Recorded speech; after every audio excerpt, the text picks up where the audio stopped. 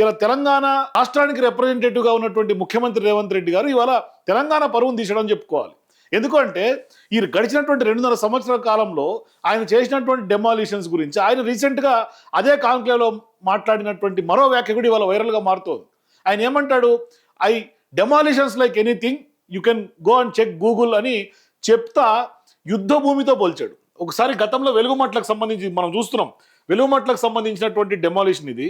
గతంలో పెద్ద ఎత్తున ప్రతిపక్షాలు, ప్రజా సంఘాలు, తెలంగాణ ప్రజలందరూ కూడా ఈ వెలుగుమట్ల డెమాలిషన్స్ని ఖచ్చితంగా గాజాలో అయినట్టుగానే ఉన్నాయి అని కేటీఆర్ గారు మాట్లాడిండ్రు, అట్లాగే ప్రతిపక్షాలు మాట్లాడి ప్రజలు చర్చించుకున్నారు.